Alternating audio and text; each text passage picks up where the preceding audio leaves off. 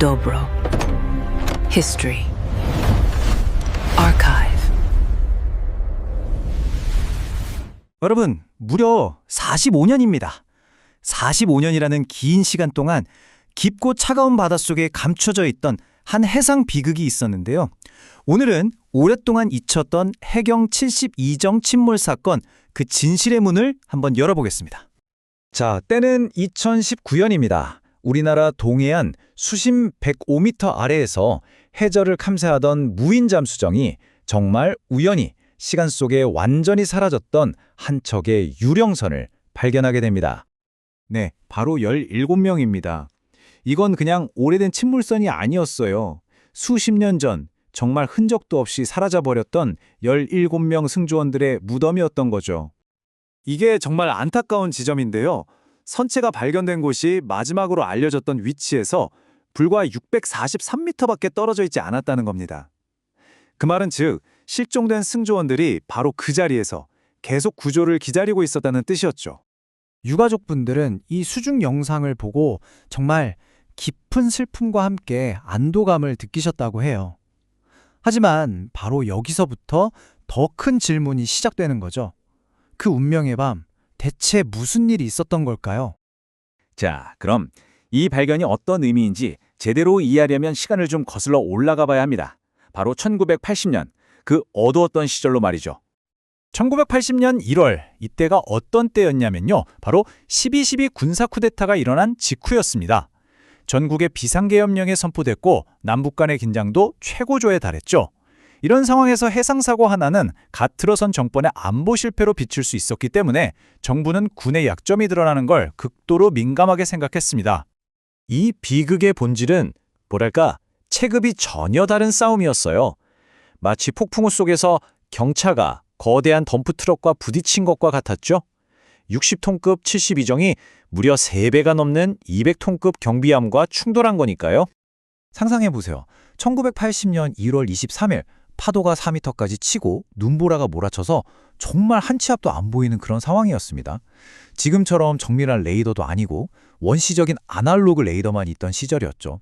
더 작았던 72정은 충돌과 동시에 순식간에 뒤집혔을 가능성이 높습니다.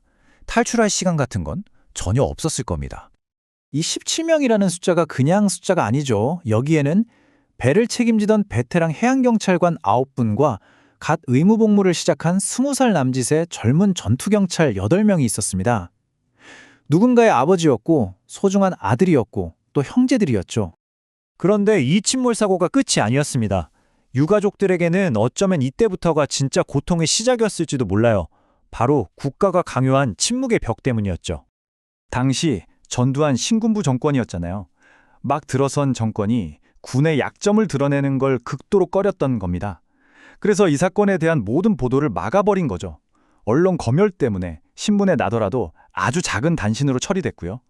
가족들은 그저 작전 중 실종됐다는 짤막한 통보만 받아야 했습니다. 이 타임라인을 보시면 정말 가슴이 먹먹해지는데요. 무려 39년입니다. 39년 동안 유가족들은 아무런 답도 듣지 못하고 그냥 기다릴 수밖에 없었던 거예요. 이분들의 시간은 1980년 그날에 멈춰버린 거나 다름없었죠.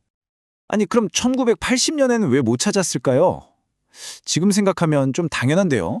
우선 GPS가 없었어요. 사고 위치 자체가 정확하지 않았던 거죠. 또 수심 100m 아래를 들여다볼 수 있는 음파 탐지기, 소나나, 무인 잠수정 같은 기술도 당연히 없었고요.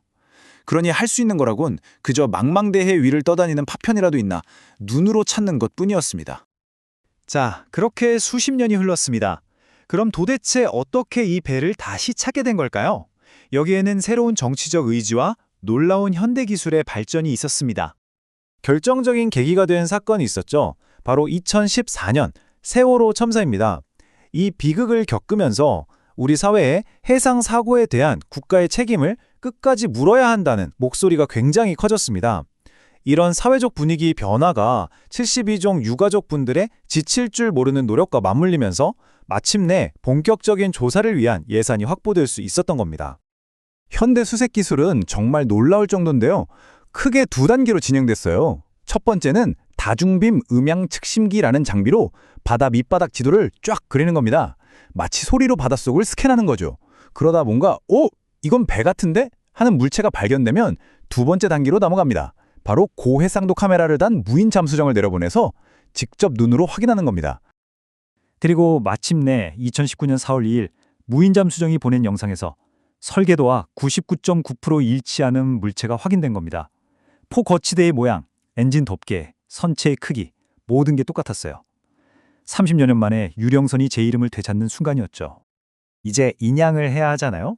그러려면 사람이 직접 내려가서 상태를 봐야 하는데 수심이 105m나 돼요. 여긴 일반적인 잠수 방식으로는 절대 들어갈 수 없습니다. 그래서 포화 잠수라는 아주 특수한 기술이 동원됩니다.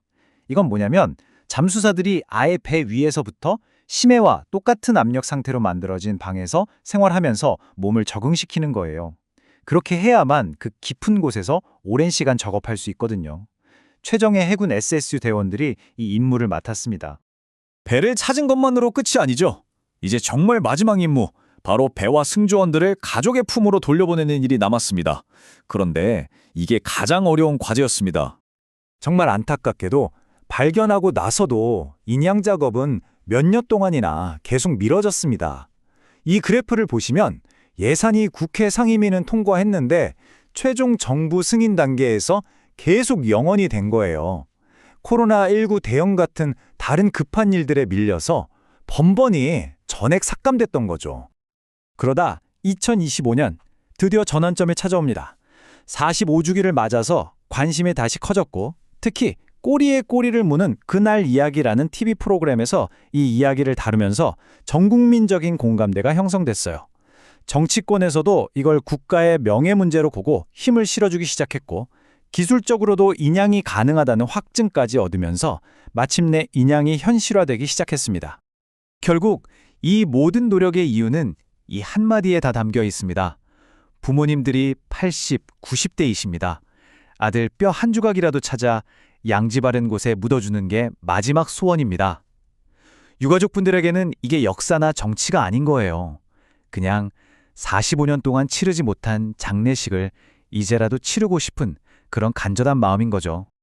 72정 인양은 단순히 오래된 배 하나를 건져 올리는 일이 아닙니다.